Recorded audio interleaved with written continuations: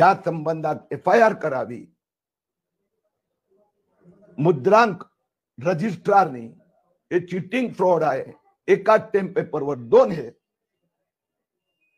कायदा विभागाने नोटरीचं rubber stamp आहे ह्याच्यावर। 2010च्या नोटवर पण नोटरीचं रबर स्टॅम्प आहे आणि 2020 वर त्याच नोटरीचं रबर स्टॅम्प आहे। राकेश दुधा, तर हा राकेश पी दुधा या नोटरीची पण चौकशी करावी अशी आमची मागणी आहे।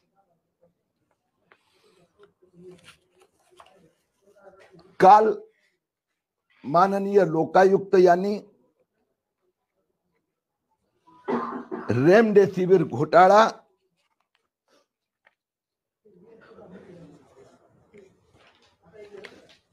याच्यावर माझा याचिकावर आदेश दिला आहे। या आदेशाचं मी स्वागत करीत आहे। कोविडच्या काळात रेमडेसिवीरचा प्रचंड भ्रष्टाचार सुरू होता, ब्लॅक मार्केटिंग सुरू होतं। 1 तारखेला एप्रिल 2021 मध्ये भाईंदर महापालिका 666 मध्ये, हाफकिन इन्स्टिट्यूट 666 मध्ये आणि मुंबई महापालिका 1600 रुपये मध्ये रेमडेसिवीर घेतली।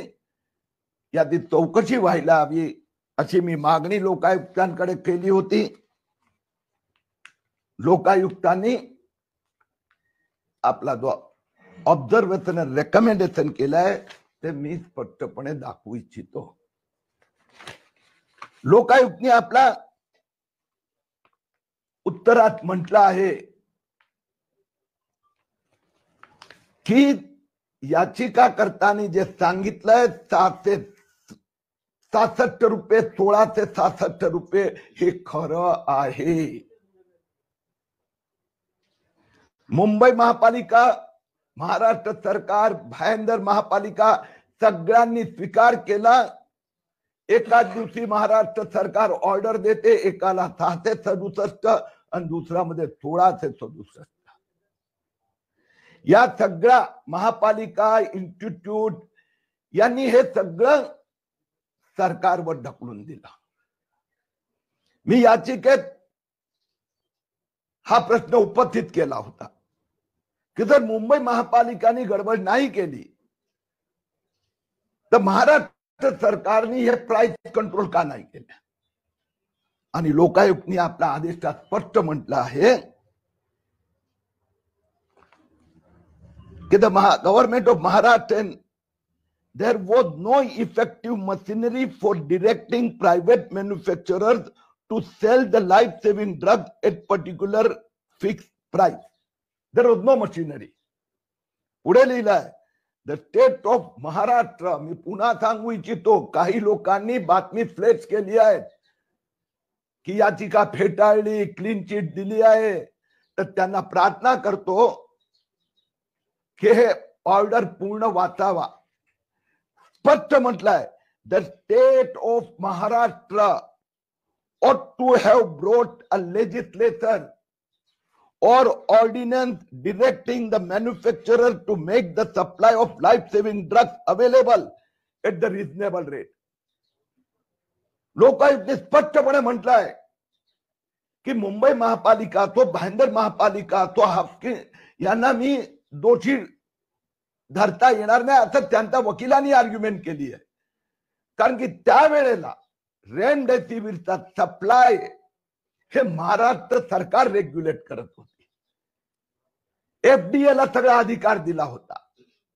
म्हणजे क्लीन चिट मुंबई महापालिका आणि भाईंदर महापालिकेला दिली, हे अर्ध सत्य ना अर्ध वाक्य आहे। मुंबई महापालिका, भाईंदर महापालिकांनी हे सगळं राज्य सरकारवर ढकललं।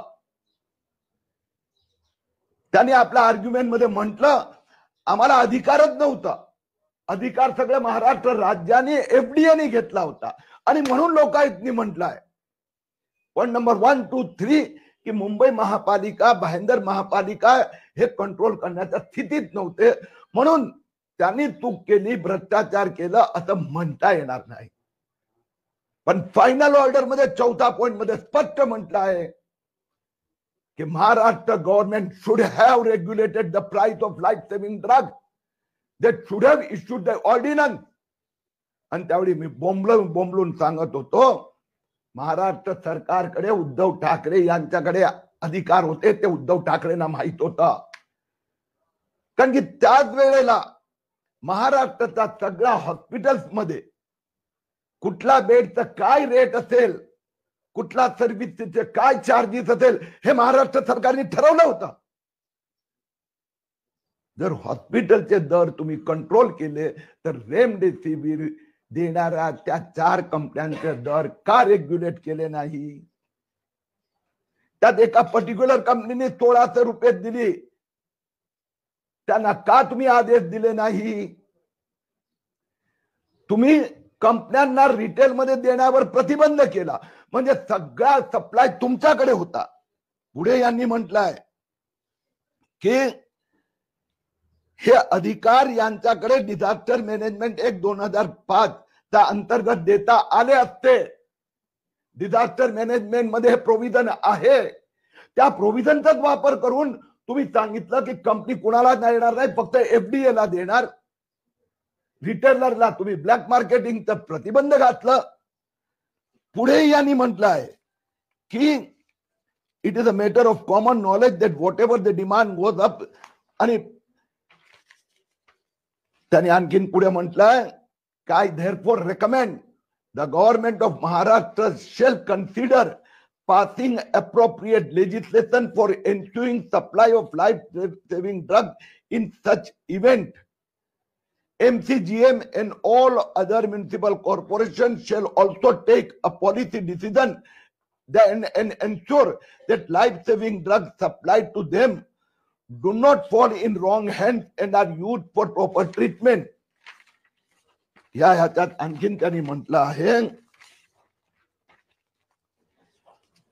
की during this period rumors were afloat that the life-saving drugs were sold in black market. पुढचं वाक्य आहे का, effective machinery should have been prepared to tackle this problem of black marketing through police and municipal corporation officials. आणि म्हणून रेमडेसिवीरचा भ्रष्टाचार उद्धव ठाकरे सरकार आणि त्यांचा एफडीए ने केला होता हे सिद्ध झालं आहे. मी उपमुख्यमंत्री देवेंद्र फडणवीस जी आणि आरोग्य मंत्री तानाजी सावंत या बोललो आहे आणि त्यांनी लोकायुक्ता या अहवालावर कारवाई करावी. त्यांनी जे म्हटलं आहे त्यावेळी एफडीएच्या द्वारा या अव्वाच्या तव्वा किमती त्या एक कंपनीला देण्यात आल्या, त्याची चौकशी व्हायला हवी. त्यावेळी इफेक्टिव्ह मेकॅनिझम नव्हतं, त्याची चौकशी व्हायला हवी. आणि त्याचबरोबर जे डिझास्टर मॅनेजमेंट ऍक्ट मध्ये ह्या पुढच्या संकटासाठी त्यांनी काय अमेंडमेंट सुचवले आहेत लोकायुक्तांनी, ते शिंदे फडणवीस सरकारने मान्य करावे अशी विनंती केली आहे. आपण सर म्हणताय की क्लीन शीट दिली नाहीये, पण जर ऑर्डर वाचला, आपण ज्या वेळेस तक्रार केली तसं आपलं म्हणणं होतं की स्मॉल रिटेलर्स कडनं महानगरपालिकांना वाढीव दरावरती इंजेक्शन उपलब्ध करून घेतले. एफडीए कडे कंट्रोल होता आणि लोकायुक्ताच्या ऑर्डर मध्ये असं ते म्हणताय की जे आरोप केले गेले, जे पुरावे माझ्यासमोर ठेवले गेले, त्याच्या आधारे कोणत्याही प्रकारची नॉन ट्रान्सपरन्सी किंवा भ्रष्टाचार नाही झाला आणि महानगरपालिकाकडनं झालं नाही असं त्यांच्या ऑर्डर मध्ये दिलं गेलं. अगदी बरोबर आहे. ऑर्डर पूर्ण बघावा लागतो. महापालिकेचा पीआरओ किंवा त्यावेळी तर कोणीतरी अधिकारी त्यातनं फक्त 2 वाक्य उचलून सांगतोय, तर तो ऑर्डर मध्ये 1, 2, 3, 4 पण आहेत. महापालिकेने असं सांगितलं की आम्ही आमच्या हातात काही नव्हतं, we were helpless because the price and remdesivir supply were regulated by FDA. म्हणजे महापालिकेकडे काही नव्हतं हे लोकायुक्तांनी मान्य केलं, वी ऑल्सो एक्सेप्टेड. परंतु त्याच वेळी लोकायुक्तांनी हेही म्हटलं आणि महापालिकेने पण हे म्हटलं ड्युरिंग द आर्ग्युमेंट की हे सगळे अधिकार राज्य सरकारकडे होते. आम्ही आमच्या याचिकेत दोन्ही मुद्दे मांडले होते. कारण की महाराष्ट्र सरकारचा आरोग्य खात्याने पण 1300 रुपये द्यावी औषध घेतलं. तर आमची याचिका हे टोटॅलिटी मध्ये होती की महापालिकात भ्रष्टाचार झाला, की आरोग्य खात्यात झाला, की एफडीए मध्ये झाला. तर लोकायुक्तकडे सुनावणीच्या दरम्यान ही गोष्ट आली की महापालिकेने रायटिंग मध्ये एफिडेव्हिट फाईल केलं की हो ही गोष्ट खरी आहे की त्याच काळात 667 मध्ये हाफकिननी घेतली आणि त्याचा 1 महिना पण नाही 20 दिवसानंतर मुंबई महापालिकेने हे 1668 ऑर्डर रद्द करून 2 लाख रेमडेसिवीरचा ऑर्डर दिला होता. पण आमचा मुळे 70,000च घेतली आणि नंतर प्राइस 1000 वर रिवाइज केली. हे पण महापालिकेने कबूल केलं. महानगरपालिका इन कनायव्हेन्स विथ एफडीए हा पूर्ण भ्रष्टाचार केला आणि यामध्ये महानगरपालिका नव्हे तर राज्य सरकार आणि तत्कालीन जे मंत्री एफडीएचे असतील किंवा त्यांच्याकडे सरकार होतं त्यांनी मिळून हा पूर्ण भ्रष्टाचार केला. हे लोकायुक्तने म्हटलंय की मीरा भाईंदर महापालिकेत 4000चा ऑर्डर दिला पण फक्त 300 रेमडेसिवीर घेतले, बाकी 3700 कंपनीने त्यांना दिली नाही. तर त्यावर पण राज्य सरकारने कारवाई केली पाहिजे हे पण म्हटलंय. त्यांनी हे पण म्हटलं आहे की मुंबई महापालिकाने जे स्पष्टीकरण दिलं की ही गोष्ट खरी आहे की 1667 आम्ही प्राइस दिली, 2 लाखाचा ऑर्डर दिला होता आणि ते नंतर बोंबाबोंब झाल्यामुळे आम्ही सप्लाय फक्त 70,000चा घेतला. म्हणजे किरीट सोमय्या किंवा मीडिया किंवा अन्य ऍक्टिव्हिस्ट मुळे 1,30,000 रेमडेसिवीर इंजेक्शन जे 1667 रुपयांनी आलं असतं ते 1,000 रुपयात आलं. तिसरी गोष्ट की लोकायुक्तने स्पष्टपणे म्हटलंय की मुंबई महापालिकेचे ऑफिशियल आणि पोलीस ऑफिशियल नी हे ब्लॅक मार्केटिंग आणि सिच्युएशन व्यवस्थित हाताळली नाही हे म्हटलं आहे. फक्त त्यांनी असं म्हटलं की जे प्राइस कंट्रोल महापालिकेचा आणि राज्य सरकारचा ऐकल्यानंतर गोंधळ महापालिकेत झाला नाहीये, गोंधळ राज्य सरकारकडे झाला. सर सुजित पाटकरच्या कंपनीला 32 कोटीचं कंत्राट मिळालं होतं, त्यापैकी 29 कोटींची बिलं देण्यात आली. तर नेमका हा 100 कोटींचा घोटाळा नेमका कसा आहे? कॉन्ट्रॅक्ट 32 कोटींचा आहे, पुन्हा रिन्यू ते झालेला आहे का? कारण त्यांच्याकडून अशी बाजू मांडली जाते की मला कॉन्ट्रॅक्ट 32 कोटीचे मिळाले, 29 कोटीची मी बिलं इश्यू केलेली आहेत, तर नेमका हा घोटाळा काय? दुसरा प्रश्न, जे बोगस स्टॅम्प पेपरचं म्हटलं गेलंय, तर हा स्टॅम्प पेपर नेमका बोगस कसा आहे? म्हणजे तारखा त्याच्या 2 वेगळ्या आहेत म्हणून तो बोगस आहे की त्यामध्ये नेमका फेरफार आहे का? या 2 प्रश्न. इथे पे क्या सुजित पाटकर पे है? हाँ बोलो ना. तर यामध्ये महानगरपालिकेचं स्पष्टीकरण आहे. हे स्पष्टीकरण महानगरपालिकेने दिलेलं आहे सगळ्यांना, जे आता विचारलं गेलं. दुसरा प्रश्न असा आहे की त्यांचं रिपोर्ट मध्ये पण म्हटलं गेलं की हा टायपो एरर आहे, तर ह्याला घोटाळा म्हणता येणार नाही. यावर तुमचं म्हणणं? महापालिकेने कुठेच म्हटलं नाही हे टायपो एरर आहे. महापालिकेचा इन्व्हेस्टिगेशन समितीचा पुढे सुजित पाटकरनी हे स्टेटमेंट दिलं हे टायपो एरर आहे. मी आपल्याला दोन्ही एग्रीमेंट दाखवले, परत दाखवतो की हे 2 एग्रीमेंट आहे. आता हे जे एग्रीमेंट आहे हे 2 आता तुम्ही बघा दोन्हीचं टाईप वेगळे आहे. स्टॅम्प पेपर नंबर 1च आहे. इथे पार्टनरशिप फर्म रबर स्टॅम्प आहे, इथे नाही आहे. म्हणजे एकच स्टॅम्प पेपरवर 2दा वेगवेगळे एग्रीमेंट टाईप झालेले आहे. हे कसं होऊ शकतं? नोटरीने सही केली आहे, टायपो एरर आहे. तर टायपो एरर आहे 2010च, तर हे टायपो एरर आहे. तर नोटरीने 2020 मध्ये कसं सर्टिफाय केलं? तिसरी गोष्ट, नोटरीने सांगितलं माझा रजिस्टर मध्ये नोंदच नाही, मी सहीच केली नाहीये, आणि हे महापालिकेच्या रिपोर्ट मध्ये लिहिलेलं आहे. चौथी गोष्ट, हे दोन्ही सेम एग्रीमेंट कसं होऊ शकते बघा, हे 4 सह्या आणि हे कसं होऊ शकतं? म्हणजे एकाच टेम पेपरवर 2 वेगवेगळे एग्रीमेंट करण्यात आले. एकाच टेम पेपरवर 2 वेगवेगळे एग्रीमेंट होऊ कसे शकतात? म्हणजे सुजित पाटकरनी, आपल्याला आठवत असेल की 2003, 4, 5 मध्ये टेम पेपर घोटाळा झाला होता. तेलगी, मला वाटतं तेलगी, एकाच नंबराचे टेम पेपर तेलगी 10 छापायचा. असा काय सुजित पाटकरनी कारखाना सुरू केला असेल तर माहित नाही. आणि त्यामुळे मुद्रांक शुल्क विभागाने याच्या विरोधात चौकशी सुरू केली. अच्छा, दुसरी गोष्ट 38 कोटी रुपयेचं पेमेंट आलंय, हे आम्ही पुरावे दिले. 38 कोटीचं आता किती पेमेंट झालं हे तर केक शोधणार ना, पण त्याला तर महापालिका कमिशनर नाहीत म्हणतात. तिसरी गोष्ट, या महापालिकेचा रिपोर्ट आलाय, त्यात स्पष्टपणे म्हटलंय की कंपनी अस्तित्वात नव्हती ज्यावेळी आम्ही ऑर्डर दिला त्यावेळी. सुजित पाटकर त्यांनी म्हटलंय स्टेटमेंट मध्ये रजिस्टर्ड फॉर्म आहे. रजिस्टर ऑफ फॉर्मनी सांगितलं ही रजिस्टर्ड नाही आहे. हो, पण जी कंपनी अस्तित्वात नाही, अशा कंपनीला तुम्ही हजारो कोविड पेशंटचे आयसीयू सांभाळण्याचा ऑर्डर उद्धव ठाकरेंनी दिलं.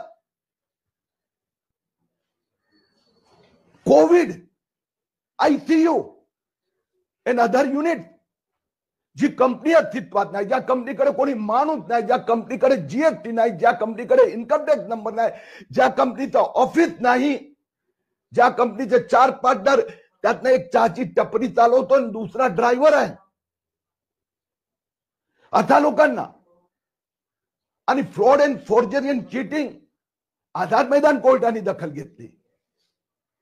आणि माझा मुद्दा असा आहे की मुंबई महापालिका आयुक्तांनी समिती नेमली, त्या समितीचा रिपोर्ट मध्ये हे सगळं आहे की सगळं पाटकरनी कबूल केल्यानंतर महापालिकेने त्याच्या विरोधात एफआयआर का नाही नोंदवली. हाच प्रश्न आहे, कोणाला वाचवण्याचा प्रयत्न, कोणाचा दबाव असेल किंवा कोण याच्यामध्ये इन्व्हॉल्व आहे? आता ईडी आणि ईओडब्ल्यू दोघांना मी विनंती केली आहे की हे तर त्यांचाच रिपोर्ट आहे, टेंडरच काढण्यात आलं नव्हतं, सगळं सिद्ध झालं आहे. याचा अर्थ संजय राऊतचे पार्टनर सुजित पाटकर यांना ऑर्डर अधिकारी म्हणतात आम्ही निर्णय घेतलेला नाही, सही आमची आहे. म्हणजे कुठला पॉलिटिकल नेत्याने फोन केला होता, दर्पण आणलं होतं. दुसरी गोष्ट, मी इन्कम टॅक्सला पण विनंती केली आहे की हे जे पैसे आले 100 कोटी रुपयेचा ऑर्डर 38 कोटीचा आल्या, ह्याचे पुरावे दिले. आणखीन किती आले असेल तुम्हाला आपण नाही सांगू शकत. हा पैसा गेला कुठे, तर याची पण चौकशी व्हायला हवी. प्रेक्षकांना थोडं ब्रीफ कराल की सुजित पाटकरला आतापर्यंत किती ऑर्डर मिळाले होता? 38 कोटीची तर बिल हे तुम्ही दाखवलं आकड्यांशी, पण सुजित पाटकरला कोविड काळामध्ये किती ऑर्डर मिळाल्या होत्या, किती पैसे इश्यू झाले होते आणि त्याच्यावरून किती बिलही भरली गेली होती? अरे याची रिपोर्ट पूर्ण जो आहे ना, जे माझ्या हातात महापालिका समितीचा रिपोर्ट आहे, त्यात असं म्हटलंय की सुजित पाटकरला एकंदर 21 वेळा वर्क ऑर्डर देण्यात आली होती. आता हे जे असतं, आमचा सारखा माणूस इथून तिथून माहिती गोळा करतो, आरटीआय मध्ये गोळा करतो, लोक माहिती देतात. तर खरंच 21 देण्यात आली होती की 11 देण्यात आली होती की 31 देण्यात आली होती? आता मला हे माहित आहे, वरळी कोविड सेंटरचा कॉन्ट्रॅक्ट त्यांना मिळाला होता हे माहित आहे, त्याचे डॉक्युमेंट मी दिले. दहिसरचा मिळाला होता, त्याचे डॉक्युमेंट दाखवलं. मुलुंडचा पण वर्क ऑर्डर त्यांच्या नावाने निघालेला आहे, पुण्याचा पण मिळाला होता. तर ह्याची तर आता चौकशी केगनी केली पाहिजे. तर केगला महापालिका आयुक्त नाही म्हणतात. आता ईओडब्ल्यूनी सगळे डॉक्युमेंट मागितले होते, 140 दिवस महापालिका आयुक्त इक्बाल चहलनी डॉक्युमेंट दिले नव्हते.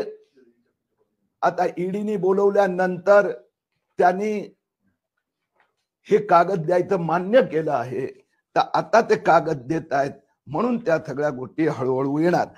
हे जे 38 कोटीची डिटेल मी गोळा केली आहे, अशा पद्धतीने गोळा केली आहे. याचा अर्थ हे पेमेंट 100% झालेलं. पण याचा व्यतिरिक्त झाला तर माहित नाही. दुसरं मला एक समजत नाही बा, 38 कोटीचा घोटाळा झाला की 100 कोटीचा घोटाळा झाला, पण जी कंपनी अस्तित्वात नाही, ज्याच्याकडे एक डॉक्टर नाही, एक कंपाऊंडर नाही, त्याला आपण Worli Covid centre, ICU unit, Dahisar, बीकेसीचा एक भाग पण एकदा दिला होता, मुलुंडचा एक भाग एकदा दिला होता, Shivajinagar jumbo Covid centre Pune, याचे कॉन्ट्रॅक्ट देऊन हजारो कोविड रुग्णांची खेळण्याचं पाप ठाकरे सरकारने केलं होतं. आणि Uddhav Thackeray Pune metropolitan regional development authority PMRDA चे अध्यक्ष, त्यांनी Pune jumbo Covid centre, Shivajinagar jumbo Covid सेंटरचा कॉन्ट्रॅक्ट हे PMRDA त्याचे अध्यक्ष उद्धव ठाकरेंनी या कंपनीला दिला होता. का उद्धव ठाकरे जबाब देत नाही? आता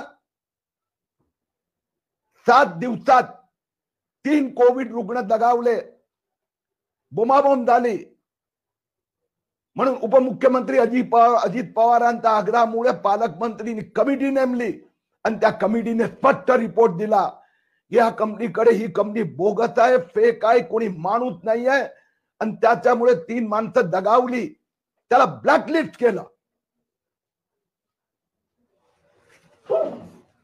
ओके,